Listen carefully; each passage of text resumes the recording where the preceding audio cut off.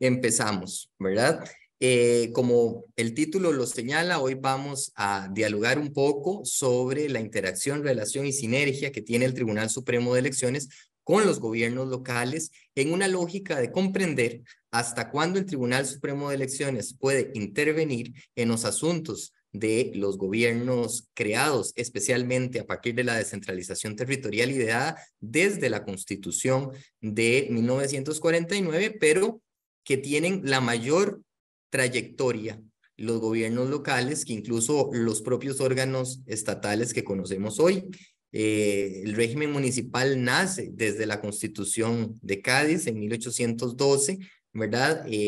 Se mantienen como los llamados ayuntamientos y es en el año 1825 cuando pasan a ser llamados municipalidades y de ahí han tenido una larga y fructífera vida, interrumpida nada más en la década de los años 40, en la primera mitad de los años 40 del siglo XIX, cuando Braulio Carrillo apostó por lo que él llamaba un espíritu nacional y entonces deja sin efecto la división por municipalidades, que es rápidamente restituida para allí de 1844 a partir de una regulación por ordenanzas que tienen también una longevidad importante, pues las coloca hasta los años 70 del siglo XX, cuando es promulgado el Código Municipal.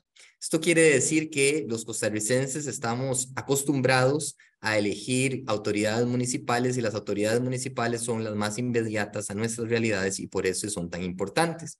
Pero antes de llegar a esos aspectos en los cuales tenemos vasos comunicantes, la autoridad electoral y los gobiernos locales, creo relevante que hablemos de lo que serán las elecciones del 2024, a las cuales ya estamos a 10 meses y cada vez más nos acercamos a un evento comicial que va a ser, y lo hemos repetido todos los voceros del tribunal, y yo creo que ustedes que viven en el ámbito local también lo saben, es la elección más compleja de la historia hasta ahora, porque evidentemente seguirá a futuro complejizándose la dinámica de los gobiernos locales y la colocación de sus autoridades. Primero, tenemos por cantidad de circunscripciones a elegir 84 cantones, se nos suman para esta elección Monteverde y Puerto Jiménez, y vean ustedes que nosotros pasamos un montón de décadas con solo 81 cantones, pero en el último tiempo se aprobó Río Cuarto como cantón 82, que ya participó en la elección del 2020 como circunscripción autónoma, y estas dos que les he mencionado, sin perjuicio de que incluso en la Asamblea Legislativa discurren varios proyectos de cantonatos que quieren convertir distritos en justamente cantones. Me refiero, entre otros, a aquellos que son consejos municipales de distrito, como por ejemplo Cóbano, Lepanto, Paquera y Peñas Blancas, que están en la tramitación de su cantonato. También es importante recordar que nosotros elegiremos poco más de 6,000 cargos, serán los que se disputan en el 2024, siendo uno de los más vistosos las alcaldías del país.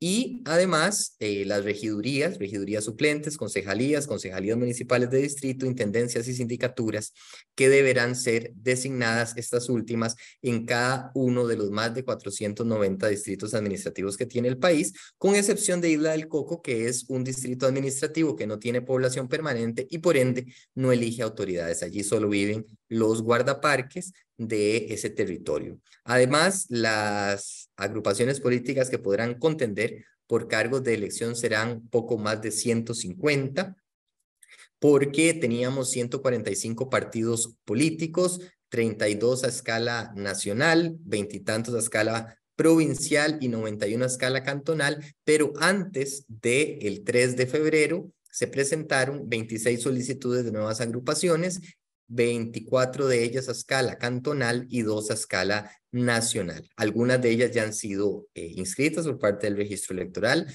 otras han sido rechazadas su inscripción, como se dio a conocer en medios de comunicación entre ayer y hoy, pero Contra esa decisión todavía caben los recursos de apelación ante el Pleno de Magistrados. Entonces podemos ver un escenario de muchas fuerzas políticas, algunos cantones con más partidos que otros. Evidentemente, cantones como San José tienen una cantidad importante de partidos cantonales que no se presentan en otros de mayor, digamos, de menor tamaño, perdón.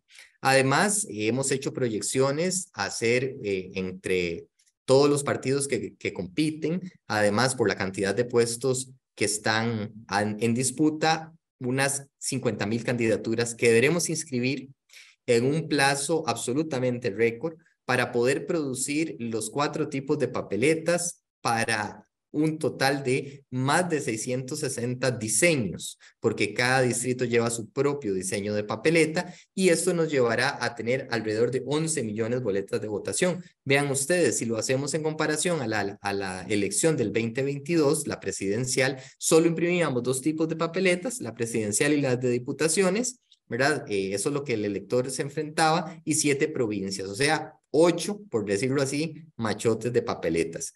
Se disputaban 60 cargos, 57 diputaciones y la fórmula presidencial, una presidencia y 2 vicepresidencias, y hoy esto para las elecciones municipales se incrementa sustancialmente. Además, nos enfrentamos en un contexto sociopolítico de desafección por parte de la ciudadanía, fenómeno que no es propio de Costa Rica ni de América Latina, sino en general es a nivel mundial, gente que cada vez se identifica menos con los partidos políticos, pese a que la oferta electoral crece. Y vean ustedes cómo, por ejemplo, para la papeleta presidencial del 2022 jugaron 25 fuerzas, de las cuales solo 6 superaron el 1% de los votos. Y aún así, las encuestas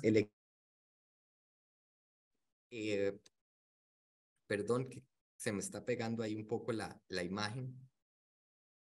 Ya ahora sí.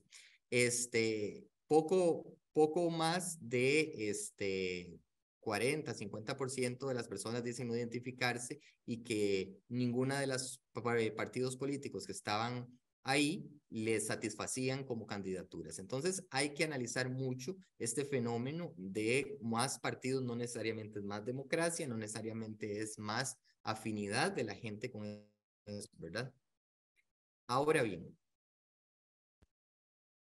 en el caso de la Asamblea Legislativa, nos introdujo 2 variables importantes que tenemos que tener en cuenta. Una de esas es la ley de no reelección, que por vez primera utilizaremos y prohíbe a las autoridades municipales que tengan más de 2 periodos en el cargo reelegirse, con algunas matizaciones del artículo transicional que veremos ahora más adelante, pero con lo más importante o la figura más visible, y es que en las alcaldías no se podrán elegir. En el primer barrido que hemos hecho, alrededor de 48 cantones no podrán reelegir sus autoridades municipales, y esto es un aproximado. ¿Por qué? Porque hay cantones en los cuales lamentablemente sus alcaldes han fallecido, me refiero por ejemplo al caso de Dota o Tibás, pero también algunos cantones en los cuales sus alcaldes resultaron electos en el 2022 como diputados a la Asamblea Legislativa, de forma tal que ha asumido la alcaldía por lo que resta del periodo, la vicealcaldía primera, y esa persona no tendría 2 periodos en el cargo, con lo cual podría presentar su nombre ahora sí a la alcaldía. Son algunas particularidades que establece la ley que veremos muy rápidamente porque no es el tema que nos convoca hoy, pero creo que es importante como ideas a tomar en cuenta y a desarrollar próximamente. Lo otro es las reglas de paridad. En el año 2019, el tribunal había emitido una resolución que había establecido que solo se aplicaba a paridad horizontal. No me detengo en su explicación conceptual porque ya vamos a ello, pero que no aplicaba paridad horizontal en los puestos uninominales. ¿Y qué es un puesto uninominal? En el cual el partido hace una única nominación porque hay un único puesto en ese gobierno local. Por ejemplo, solo tenemos un alcalde o alcaldesa en el cantón, solo tenemos a un síndico o síndica en el distrito, y en aquellos lugares donde los haya, solo tenemos un intendente o intendenta. Por eso es una única nominación. En estos 3 tipos de cargo, el tribunal dijo no aplica paridad horizontal. En los cargos plurinominales, o sea, si hacemos una pluralidad de nominaciones, por ejemplo, estoy hablando de las regidurías, las concejalías y las concejalías municipales de distrito. ¿Por qué? Porque en el distrito hay muchos concejales, o sea, 4. En las regidurías habrá 5, 7, 9, 11 regidurías según la cantidad de población que tenga la respectiva circunscripción territorial. En eso sí aplicábamos paridad horizontal. Contra esa sentencia del tribunal se presentó una acción de inconstitucionalidad que fue resuelta hasta febrero de este 2023. Y en ella la Sala Constitucional obliga a que haya paridad horizontal también en los puestos uninominales, contrario a lo que había resuelto el tribunal en el año 2019. Esto obligó a meter el pie en el acelerador para ajustar desde nuestro sistema informático de recepción de candidaturas que ya teníamos bastante adelantado hasta, por ejemplo, que los partidos políticos debieran definir la encabezamiento de sus nóminas, en primer lugar, según el sexo y a repartirlo equitativamente en todo el país. Entonces, vamos a ver rápidamente estas dos leyes. La primera de ellas tiene que ver justamente con la no reelección. Este es el cuadro, podemos después en la parte de preguntas y comentarios, si ustedes a bien lo tienen, verla con detenimiento. Pero acá ustedes pueden visualizar a cuáles cargos puede o no participar una persona que tenga 2 periodos en el mismo puesto. ¿Cómo entendemos esos 2 periodos? Entendemos los 2 periodos como haber sido declarado electo o electa en el año 2016 y en el año 2020. Si yo no fui designado en ese cargo, pero lo asumí luego porque, por ejemplo, yo era el regidor que seguía en la lista, que no resultó electo, y la regidora propietaria que estaba en Amuni lamentablemente fallece y me llaman a la mitad del camino, entonces yo no tengo ni siquiera un periodo en los términos que interpretó el tribunal. Tengo que constar mi nombre en el mismo puesto en la declaratoria de elección del año 2016 y en el año 2020 para yo no poderme postular según las reglas que ven ustedes en ese cuadro resumen que han preparado las compañeras y compañeros del registro electoral. Eso sí, las personas que ocupan las alcaldías por 2 periodos consecutivos o más, así como quienes ocupan las intendencias, no podrán presentar sus nombres al electorado sino hasta que pasen 8 años de la conclusión de este mandato, o sea, hasta el año 2032. El vicealcalde primero, si tiene 2 periodos como vicealcaldesa primera, normalmente son mujeres, no puede optar a ese cargo, pero sí podrá optar a la alcaldía o a la vicealcaldía segunda, pero no podrá optar a ninguna regiduría ni a ninguna sindicatura. Una persona que es vicealcalde segundo por 2 periodos consecutivos podrá optar a la alcaldía, a la vicealcaldía primera, a los demás cargos menos a la regiduría y a las sindicaturas. Así se lee más o menos el cuadro, como les ha dicho Jennifer, al compartírseles la presentación van a tener ustedes a la mano este cuadrito resumen que les permitirá ver entonces si pueden postularse o si alguien que ustedes conocen no puede postularse a un cargo en las próximas elecciones y a la inscripción que tendrá lugar a partir del 4 de octubre próximo cuando el Tribunal Supremo de Elecciones con la convocatoria a los comicios del banderazo de salida. Ahora, antes de entrar en los aspectos muy generales de la paridad y la alternancia, debemos tomar en consideración los conceptos, ¿verdad? Y decimos que algo es par cuando hay la misma cantidad, en este caso, de hombres y de mujeres. Pero la paridad no nos habla de la posición. Yo puedo tener una lista de, por ejemplo, 5 regidores y 3 son hombres y 2 mujeres y se cumple la paridad. ¿Por qué? Porque hay 3 y 2. Y al ser impar es permitido un exceso en uno de los 2 sexos, pero solo uno. Por ejemplo, en el caso de las nóminas de las concejalías, que son 4 por distrito, tendré 2 hombres y 2 mujeres. Pero la paridad solo nos dice eso. Sin embargo, la ley electoral establece que ese principio de paridad va a ser acompañado con el mecanismo de alternancia. Y el mecanismo de alternancia es justamente un mandato de posición. Es decir, a ver cómo acomodamos a ese 50% de hombres y a ese 50% de mujeres en la misma lista. Y entonces ustedes pueden observar en pantalla, debajo del título alternancia y en anaranjado o amarillo, según el contraste de colores de sus pantallas, podrán observar una lista, no solo paritaria, sino alterna, mujer-hombre, mujer-hombre, mujer-hombre. O a la inversa, ¿verdad? De hombre-mujer, hombre-mujer. Cumple las 2 porque está trenzada, o sea, está intercalado un sexo con el otro y además hay la misma cantidad de hombres y la misma cantidad de mujeres. Pero se nos complica cuando nosotros vemos el tema de a paridad. ¿Por qué? Porque hay de dos tipos, como mencionaba antes. La paridad vertical, y como lo ven ustedes en el dibujo, es hacia abajo. Todos y todas estamos familiarizados con las listas de regidurías, ¿verdad? Hacia abajo hay 5 nombres, hay 7, hay 9, hay 11 nombres. Pero tenemos la paridad horizontal, que se mide en un horizonte o en una línea acostada que busca comparar ¿qué? Circunscripciones del mismo rango. Todos los cantones tienen el mismo rango. Todas las provincias tienen el mismo rango. Entonces, una paridad horizontal lo que nos dice es que en los primeros lugares de los cantones de la misma provincia, ya vamos a ver diferencias de si son plurinominales o uninominales, van a encabezar el mismo número de hombres y mujeres. Entonces, San José tiene, como ustedes lo saben, 20 cantones. Habrá 10 cantones en los cuales el primer lugar de la lista de regidurías sea un hombre y otros 10 una mujer. En el caso de Alajuela, que son 16, 8 y 8. En el caso de Punta Arenas y Guanacaste, que son 11 y 13, pues ahí, como el número es impar, habrá 6 encabezamientos de uno y 5 del otro, en el caso del escenario de 11, y en el caso de 13, 6 y 7. Esa es la paridad. Pero se mide diferente si hablamos de alcaldías, sindicaturas e intendencias o si hablamos de regidurías y concejalías.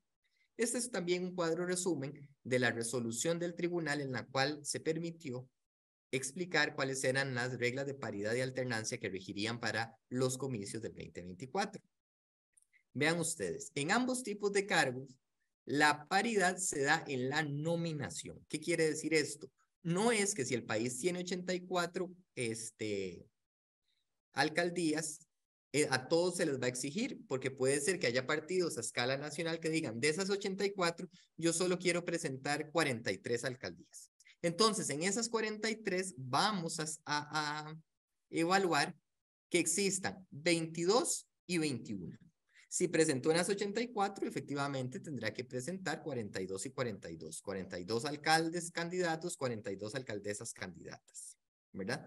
¿Qué pasa después de la votación? Bueno, después de la votación el resultado puede ser que arroje que el país de los 84 queden 50 mujeres alcaldesas y 34 hombres. ¿Por qué? Porque depende de cómo vote la gente. Ya ahí no se puede manipular el resultado porque la gente vota con las listas como están conformadas. Además, el sexo para evaluar la paridad es el asignado al nacer, el que la persona que atiende el parto pone en nuestra boleta del registro civil, masculino, femenino, niño o niña. Estamos claros con la existencia de las diversidades de género. Sin embargo, el tribunal ha establecido, y esa postura ha sido ratificada por la Sala Constitucional, que en nuestro país no se inscribe el género sino el sexo. Y esa es la variable que da seguridad jurídica para poder hacer estos análisis. Lo tercero es lo ya dicho. No, los partidos no están obligados a presentar candidaturas a todos los cargos. Por eso la paridad es en lo efectivamente presentado ante el registro electoral en octubre próximo.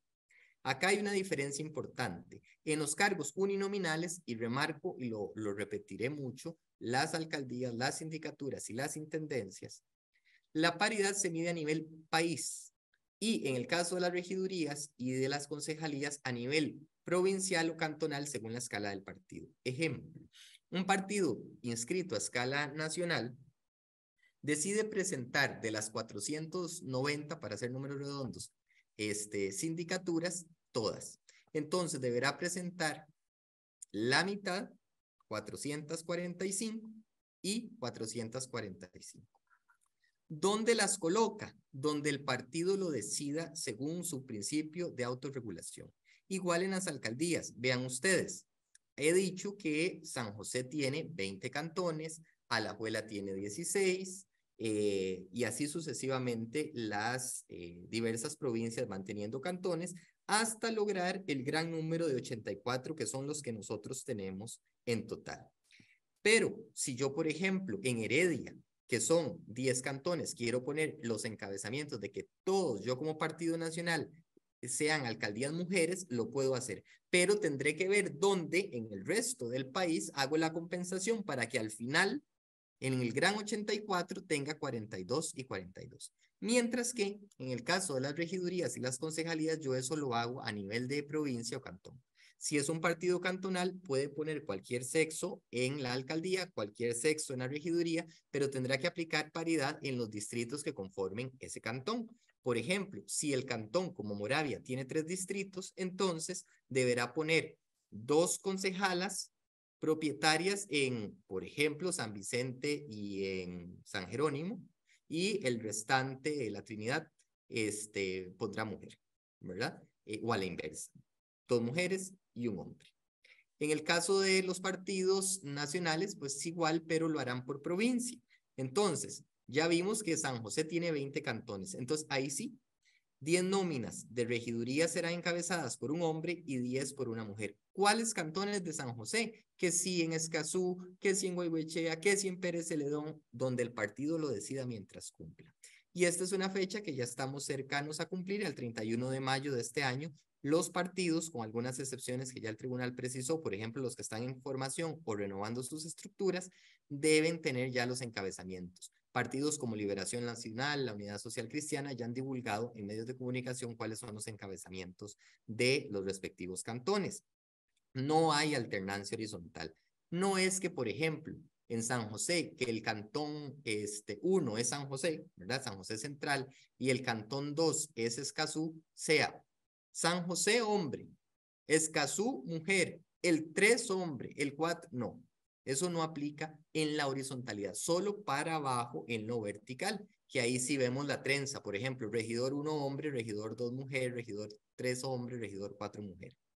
Y luego de la inscripción, si alguien fallece, renuncia o tiene una incapacidad para seguir con su postulación, o sea, luego de que don Héctor Fernández y su gente se pronuncia sobre la inscripción de las nóminas de candidaturas, lo que se hace es subirse la nómina. ¿Por qué? Porque hay norma expresa en el Código Electoral que así lo señala. Entonces, por ejemplo, si en una nómina un partido inscribió a una mujer alcaldesa, a un hombre vicealcalde primero y a un hombre vicealcalde segundo, porque ya el tribunal explicó que eso es posible, ahora vamos a ver un resumen, y la candidata alcaldesa renuncia, ya después de que el registro electoral emitió la resolución teniéndola por candidata, se sube y el vicealcalde primero será el candidato a alcalde y el vicealcalde segundo será el candidato a vicealcalde primero y queda vacía la vicealcaldía segunda. Y el incumplimiento a las normas de paridad, que estas que les he resumido muy brevemente, no tiene arreglo si se presenta mal. Si se presenta mal, la consecuencia es la no inscripción de todas las nóminas, salvo que hayan, como lo vamos a ver ahorita, muy rápido, candidaturas sustitutas. Esa sería, digamos, las posibilidades que puede haber, las mezclas que puede haber, ¿verdad? Si un partido decide que en un cantón va alcaldía mujer, la vicealcaldía tiene que ser hombre, la primera, y la segunda puede ser hombre o mujer. Si decide que la vicealcaldía es hombre, la alcaldía es hombre, la vicealcaldía primera tiene que ser mujer, la vicealcaldía segunda puede ser hombre y mujer. En las intendencias, el sexo entre el puesto titular y el puesto suplente se alterna. Propietario hombre, el vice o el suplente mujer. Propietaria mujer, el suplente hombre. Y así en esas dos. Y en las regidurías, esas son las dos posibilidades que hay por paridad y alternancia. Encabeza una mujer y sigue un hombre, mujer, hombre, mujer, hombre. Y la regiduría suplente, que es el cuadro verde que estoy explicando, va el mismo encabezamiento del sexo de la propietaria. Entonces, si la nómina de propietarios encabezó una mujer, la nómina de suplentes la encabeza una mujer. Si encabezó un hombre, entonces un hombre en la suplencia también. Así se pueden ver las papeletas de las alcaldías de 2024 y vean ustedes que, por ejemplo, un partido decidió que iba a presentar a una mujer como alcaldesa, a un hombre como vicealcalde primero y a una mujer como vicealcaldesa segunda.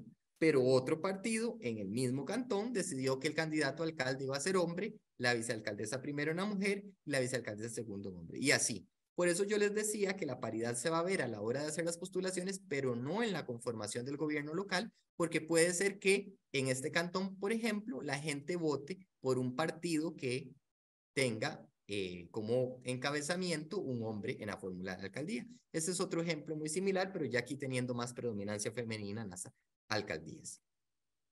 Ahora sí, entramos a tres temas fundamentales en los cuales hay zonas comunes entre los gobiernos locales y el Tribunal Supremo de Elecciones. La primera de ellas son las reglas de sustitución. ¿Por qué?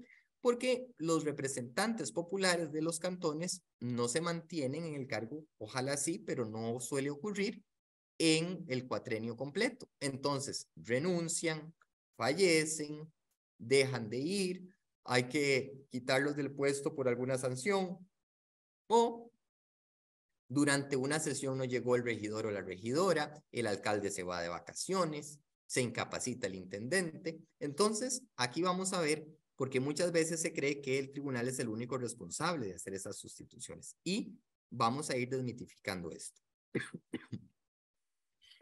Vamos a hablar de dos tipos de sustitución. Las temporales es cuando, por un motivo pasajero, transitorio, la persona nombrada no está en el gobierno local. Y esto se puede dar por vacaciones, incapacidad, salida del país, incluso una medida cautelar que le imponga alguna autoridad judicial que no se pueda acercar a la municipalidad por alguna causa que se esté investigando, entre otras. Y las definitivas es cuando ya se sabe que el puesto ha quedado vacante, la persona no va a volver y por ende hay que reponerlo. En el caso de las sustituciones temporales, le corresponde a la propia municipalidad hacer la sustitución. El tribunal solo interviene en las sustituciones definitivas. Estas son reglas de sustitución temporal. Al alcalde o la alcaldesa la sustituye la vicealcaldía primera de pleno derecho. O sea, no hay que hacer ningún trámite, nada. El alcalde está de vacaciones, en automático asume la vicealcaldesa primera la alcaldía. La alcaldesa está incapacitada, automáticamente el vicealcalde primero asume la alcaldía. Si no está el vicealcalde primero, la vicealcaldesa primera asume el vicealcalde o la vicealcaldesa segunda.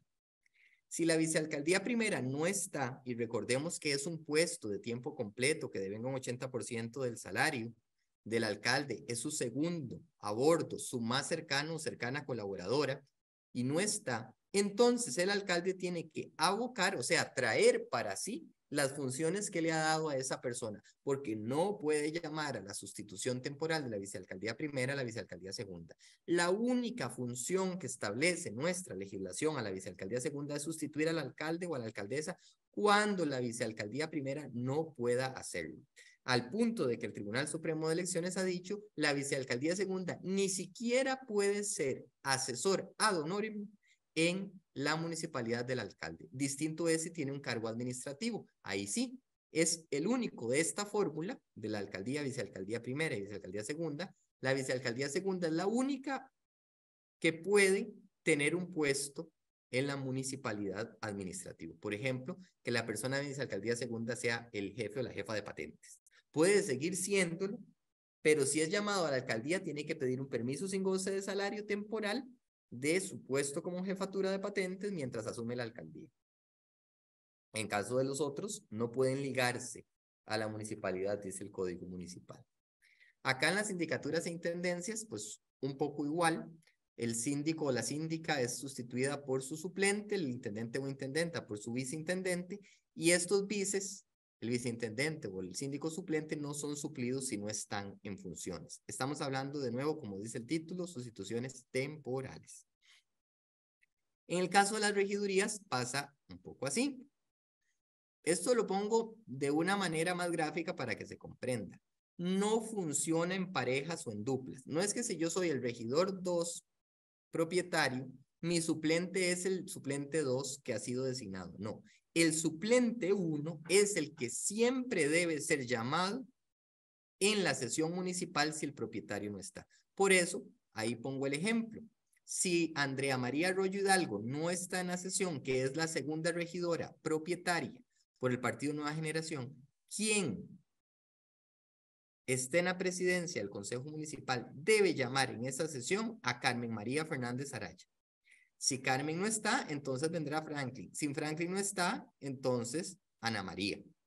En ese orden. Por eso es que el tribunal, cuando cancela credenciales de suplentes, digamos que se va Carmen María definitivamente, nombra un sustituto y siempre le pone la coletilla quien pasará a ocupar el último lugar de entre los miembros de su fracción política. ¿Por qué? Porque si ahora Carmen se va y hay que nombrar uno nuevo, el que queda en primer lugar es Franklin y Franklin será llamado a sustituir. Igual pasa si, por ejemplo, José Pablo Cartín, que es el tercer propietario por la Junta, no está, quien debe en primera mano ser llamado a la sustitución temporal es Brenda. Y así sucesivamente. Regidurías y concejalías operan igual. Ahora sí, la sustitución definitiva. Si la alcaldía renuncia, se nombrará en el Tribunal Supremo de Elecciones a la vicealcaldía primera. Si la vicealcaldía primera renuncia o pasa algo y debe abandonar el cargo y este queda vacante, llamará a la vicealcaldía segunda, y si la vicealcaldía segunda es la que deja el cargo vacante, no hay sustitución.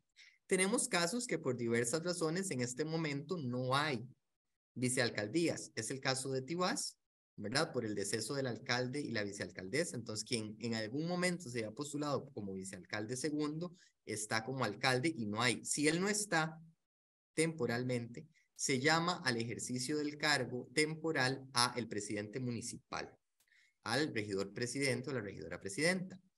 Si se va definitivamente y ya no queda alcaldía ni vicealcaldías, el Código Municipal dice que el tribunal debe convocar a elecciones en ese cantón para lo que resta del periodo, para lo cual contará con 6 meses para organizar la elección. La jurisprudencia ya ha aclarado que si estamos muy cerca de la nueva elección, pues queda como recargo a quien ejerza la presidencia del Consejo Municipal. Las sindicaturas e intendencias igual, no hay nada nuevo bajo el sol, ¿verdad? Y las regidurías, aquí sí cambia un poco y todavía hay gente que quedó con las reglas de antes de 2009. Antes de 2009, si, digamos, renunciaba al regidor propietario, se nombraba al regidor suplente como propietario. Ahora no. Ahora lo que se hace es que se llama de la lista de regidores a quien no fue electo. Entonces, si mi partido es el A y el partido eligió 3 regidurías y renuncia a una de esas 3 hoy, 2023, el tribunal va a la papeleta y busca a la 4ª persona y a esa la va a nombrar en el cargo de regiduría que es el renuncio. Si no existiera, porque ya se agotó la lista o porque el partido no presentó suficientes candidaturas, ahí sí se llama al primer suplente electo. En el caso de las regidurías suplentes opera igual. Si el candidato al regidor, perdón, si el regidor suplente ya electo renuncia, se llama al candidato que no resultó electo siempre de la lista de suplentes. Si ya no hay en la lista de suplentes, entonces se llama al candidato al regidor propietario que no fue electo. Como suplente se le llama. Y si renuncia el regidor suplente y no hay ni candidatos suplentes ni candidatos propietarios, el puesto queda vacante porque ha dicho el tribunal no se puede generar una distorsión política entre que el regidor propietario sea de un partido y el regidor suplente de otro. Tienen que ser del mismo partido. En el caso de las regidurías propietarias, si la plaza se tiene por vacante, por renuncia, deceso o lo que sea, y hay que nombrar un sustituto, entonces, y no hay nadie en las listas, se tiene como un puesto por adjudicar y aplicamos otra vez la fórmula electoral, ¿verdad? La fórmula matemática, aritmética, para poder asignarle esa plaza al partido que seguía en el ciclo de repartición según la resolución de declaratorias de elección. Básicamente eso es lo que dice ese cuadro. Y este es también parte de los supuestos que ya les he explicado, que es cuando no haya nada. Ahora sí, otro de los puntos donde hay encuentros y desencuentros entre la municipalidad y el Tribunal Supremo de Elecciones son las sanciones a los funcionarios municipales de elección popular. Antes de entrar en materia, es importante recordar que el constituyente de 1949 hizo una gran apuesta por la descentralización territorial, al punto que incorporó un capítulo sobre los gobiernos locales y estableció su estructura. Habla de que estará compuesto por un órgano deliberante de regidores y regidoras, un funcionario ejecutivo que designará la ley, y ahí sí, el constituyente no fue expreso como en los regidores, porque en los regidores sí dice el texto constitucional, los ediles son de elección popular, mientras que en el caso del funcionario ejecutivo dice uno que desarrollará la ley. Por eso recordarán algunos de ustedes, hasta antes del 2002, los alcaldes no se llamaban así, sino ejecutivos municipales y eran de nombramiento del Consejo Municipal. A partir del 2002, por un cambio operado en la legislación, se transforma el puesto en uno de elección popular y lo elegimos en las urnas como al resto de representantes populares. Además, dice la Constitución, habrá un síndico que representa los intereses de sus distritos. El tribunal, por su parte, también está en la Constitución y es el órgano encargado de organizar, vigilar y dirigir los actos relativos al sufragio, según el artículo 9 de la Constitución, que fue reformado en los años 70 del siglo XX para darle el rango de independencia de un supremo poder.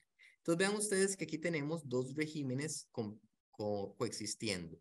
El régimen de independencia y órgano supremo de lo electoral del Tribunal Supremo de Elecciones y el régimen de autonomía establecido para los gobiernos locales. Esto hace que el tribunal, contrario a lo que puedan pensar algunos, no es el superior jerárquico de las municipalidades.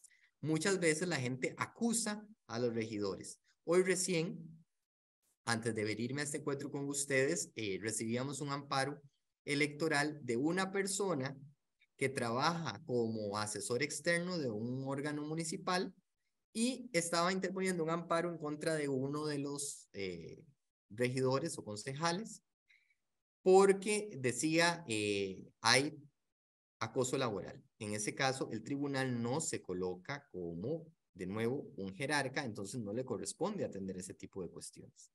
Y la única potestad que tiene el tribunal a nivel de sanción, de imponer sanciones, es la cancelación de credenciales. ¿Por qué? Porque la credencial es la materialización del mandato recibido en las urnas por ese representante popular. Y si el tribunal es el que otorga las credenciales, el tribunal es el único que las puede retirar. Hay tipos de sanciones diferentes a esa cancelación. Por ejemplo, la amonestación escrita, la suspensión sin derecho a salario o dietas, según corresponda, ¿verdad? Si es alcalde o vicealcalde, es suspensión sin goce de salario, si es regiduría o sindicatura, sin derecho a dietas.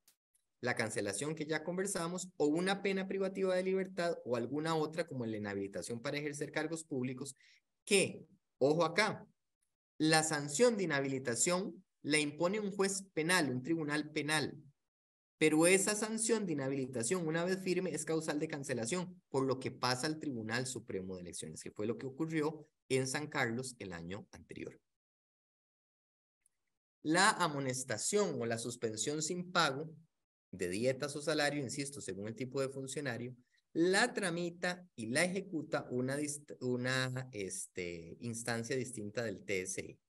Por ejemplo, si una persona regidora cometió un daño porque se exaltó en medio de la sesión del consejo, agarró la computadora que le había dado el consejo y la reventó contra el piso y la estropeó, se le hace un proceso disciplinario como cualquier otro funcionario y por la gravedad de la falta, digamos que se consideró que lo oportuno era suspenderlo por 2 semanas sin derecho a dietas. Eso lo aplica el Consejo Municipal. El Consejo Municipal crea una comisión instructora, el Consejo Municipal hace el procedimiento administrativo, el Consejo Municipal acuerda la sanción. Si la persona no está de acuerdo con la sanción, el régimen recursivo que se establece en materia municipal, incluso con jerarquía impropia ante el Tribunal Contencioso Administrativo actuando como jerarca administrativo impropio bifásico, ¿verdad? O sea, lo que quiere decir en sencillo es ante unos jueces que no actúan como jueces y ante los cuales se puede ir otra vez, pero ya ahora sí como jueces, ¿verdad? Los que están en el medio municipal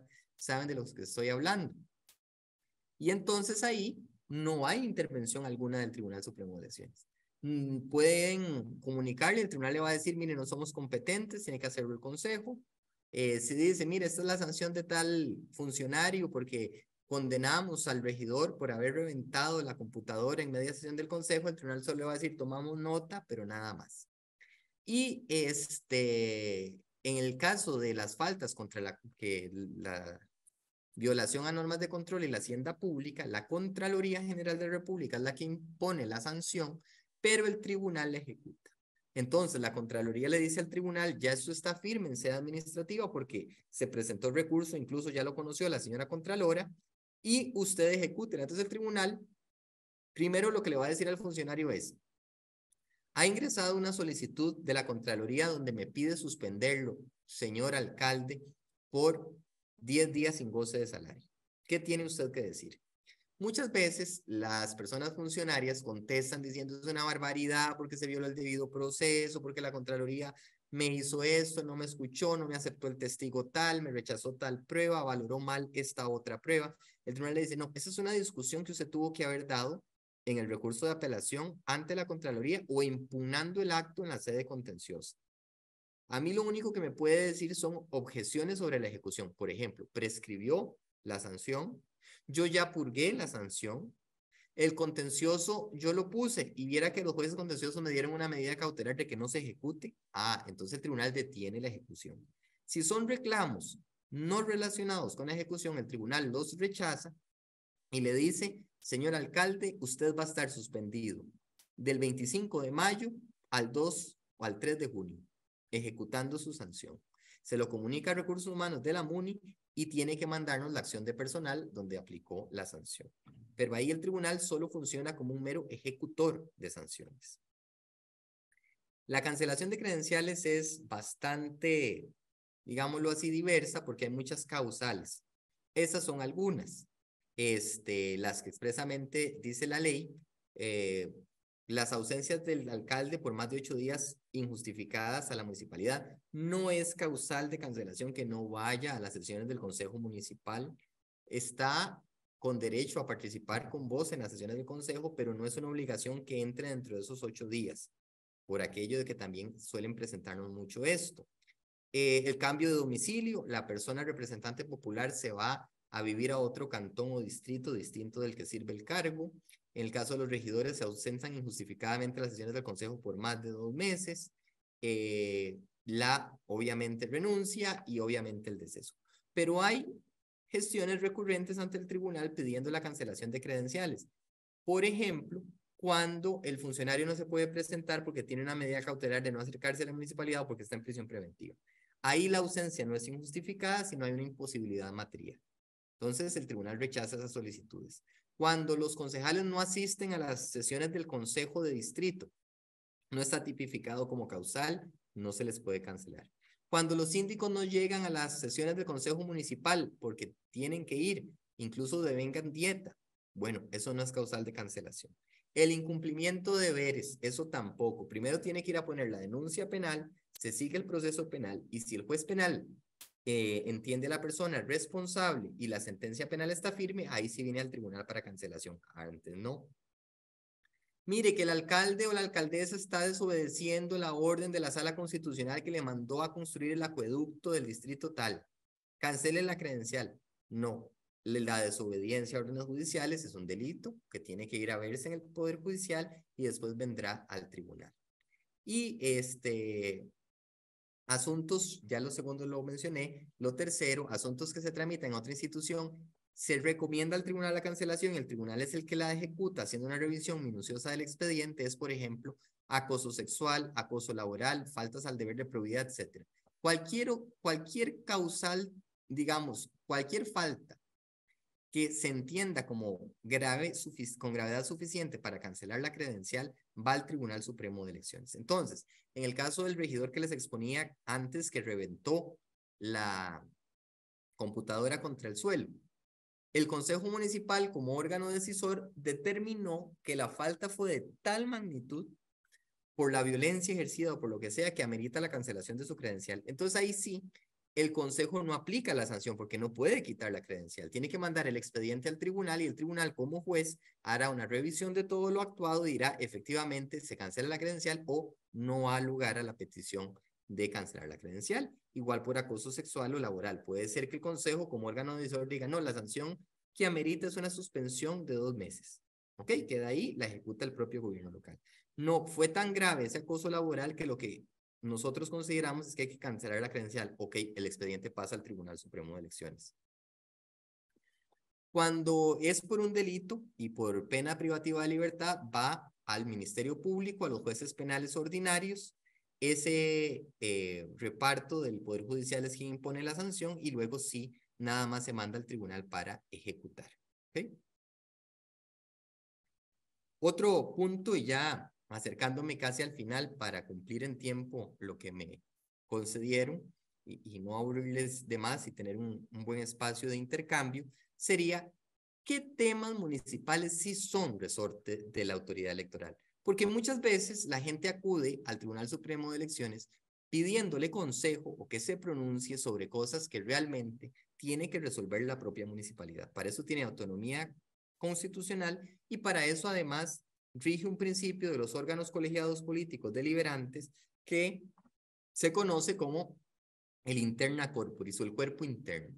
Son cosas que tiene que resolver el cuerpo de regidorías, el cuerpo de concejalías, ¿verdad? Y no la autoridad electoral que es externa y que, insisto, no es el superior de los gobiernos locales. Aclaremos algunos aspectos previos, como lo hicimos en la temática anterior.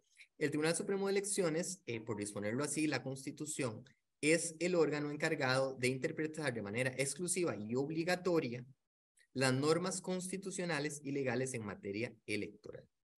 O sea, aquello que es tan propio y natural del órgano que produce normas, si ustedes están con insomnio un día y dicen, ¿cómo dormirme? Bueno, sacar una constitución política y se ponen a leerla antes de dormir, si llegan al artículo 121.1, va a decir que corresponde a la Asamblea Legislativa aprobar leyes, modificarlas, derogarlas y darle su interpretación auténtica, salvo lo dicho para el Tribunal Supremo de Elecciones. Y entonces usted que ya ha llegado al 121.1 ha pasado por el artículo 102.3. Y el artículo 102.3 usted leyó que decía corresponde al Tribunal Supremo de Elecciones interpretar auténticamente las normas en materia electoral. Entonces, sí que es cierto que el tribunal tiene una facultad muy particular. El exmagistrado Sobrado le llamaba una función cuasi legislativa. ¿Por qué? Porque es como el órgano legislativo interpretando normas, pero solo es posible si la norma es electoral. Si la norma no es electoral, el tribunal no tiene esa competencia interpretativa. De hecho, si la norma no es electoral, tampoco el tribunal puede dar consejos sobre esa norma. ¿Quiénes dan consejos a las autoridades públicas sobre esas normas? La Procuraduría General de la República, según el régimen consultivo que está previsto en su ley orgánica, y el Instituto de Fomento y Asesoría Municipal, no el tribunal. Se insiste sobre la idea de que esto pasa porque el tribunal no es jefe ni superior de las municipalidades. Lo ya dicho sobre la interna corporis y los órganos e instituciones del Estado que sí podrían asesorar en estas materias. ¿Cuáles son esas materias ajenas al fenómeno electoral? Esas que vamos a ir viendo. La elección de la presidencia y la vicepresidencia del Consejo no es materia electoral, es materia de decisión interna del órgano y es más administrativo que electoral. Aunque voten en secreto o en público, no importa, aunque voten, no todo aquello que tenga que ver con el voto es electoral en sentido estricto. Preguntan a veces, mire, ¿puede participar en las votaciones de la presidencia y la vicepresidencia regidores suplentes? Tribunal, el tribunal le va a decir, mire, se rechaza la consulta porque eso no es materia electoral. Ya hay un pronunciamiento de la Procuraduría General sobre esto, en lo cual dice, por tesis de principio, los regidores suplentes no participan en las votaciones de la presidencia y la vicepresidencia del Consejo. Mire, la persona regidora que era la vicepresidenta del Consejo renunció al Consejo. ¿Hacemos la elección por lo que resta del periodo de los 2 años o por un nuevo periodo de 2 años que queda traslapado? Porque ustedes saben que la presidencia y la vicepresidencia se elige 2 años, digamos, del 20 al 22, del 22 al 24.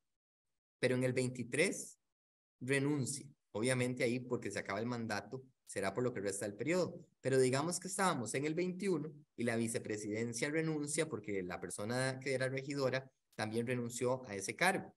Entonces, nombramos a una nueva vicepresidencia del 21 al 23 o del 21 al 22 por lo que quedaba el resto. Bueno, eso es una decisión y esas son valoraciones que el tribunal no puede tomar porque eso no es materia electoral. Los permisos o licencias para los funcionarios de elección popular. Mire, es que yo voy de viaje con mi familia y soy regidor. ¿Puedo irme? Bueno, eso lo tiene que resolver el consejo y decidir si el viaje familiar justifica o no sus ausencias. Mire, ¿puedo tomar una licencia de estudio? Yo soy vicealcalde primero en una municipalidad y estoy terminando de estudiar y el curso empieza a las 3, pero la MUNI cierra a las 4:30. Una licencia de estudio de 3 a 4:30. Tribunal me autoriza. El tribunal va a decir, mire, se rechaza porque eso tiene que decidirlo el gobierno local. Otros casos, componentes salariales. ¿Debe el alcalde o no recibir prohibición? ¿Está bien pagado y bien calculado así el rubro de prohibición al alcalde? Eso no es materia electoral, se rechaza. Aspectos administrativos de las sesiones.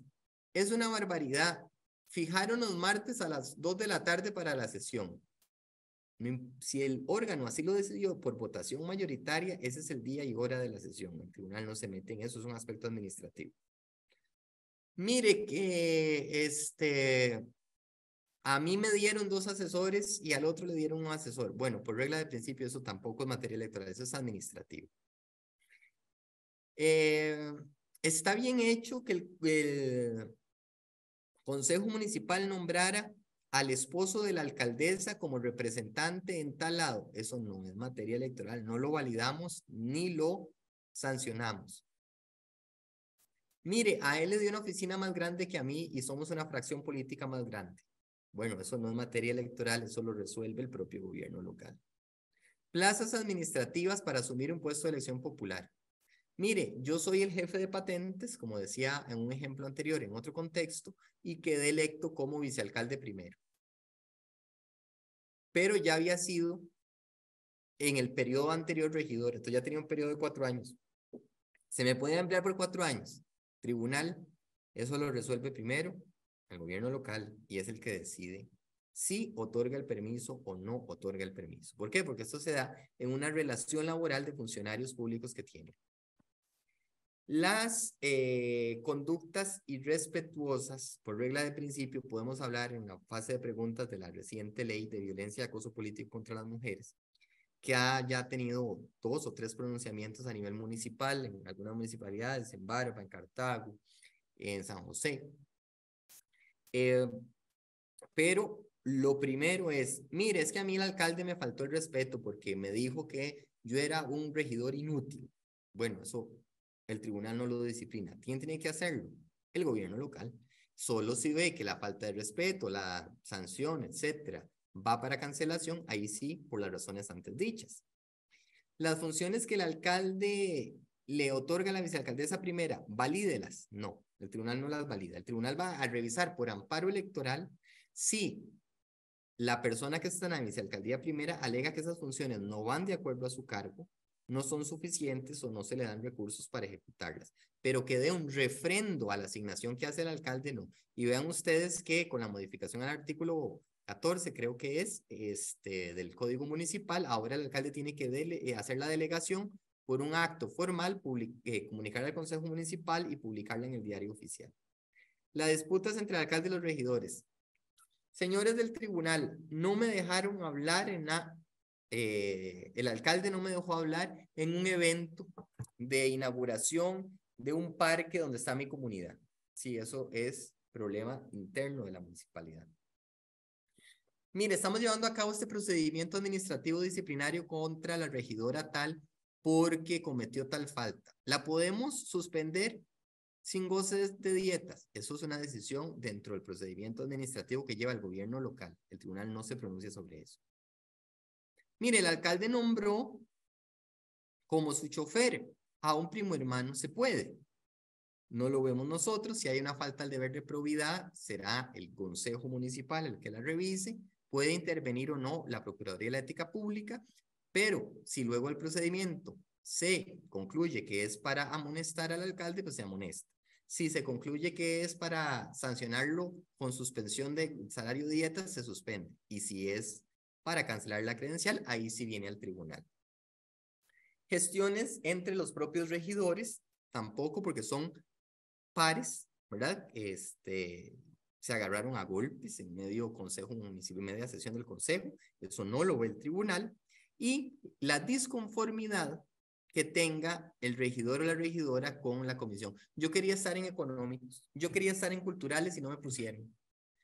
Eso es una decisión que está otorgada según varios pronunciamientos de la PROCU a la presidencia del Consejo Municipal y es una atribución política que tiene. Solo debe respetar la proporcionalidad y la representatividad. Por ejemplo, hace una ponderación de cuánto representa la fracción política tal en el cuerpo colegiado global, o sea, en el Consejo Municipal, y así dice, ok, es que el peso del partido tal en el Consejo es del 40%, pues tendrá que tener así más o menos ajustado pesos en las distintas comisiones.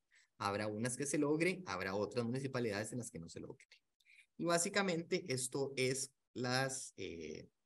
relaciones más comunes que se tienen entre los gobiernos locales y nosotros, ¿verdad? Sustituciones, régimen disciplinario y constantes consultas porque creen que el tribunal es el órgano de asesoría municipal. Esto sin perder de vista, evidentemente, todas las complejidades expuestas para el proceso 2024. Muchas gracias por la atención.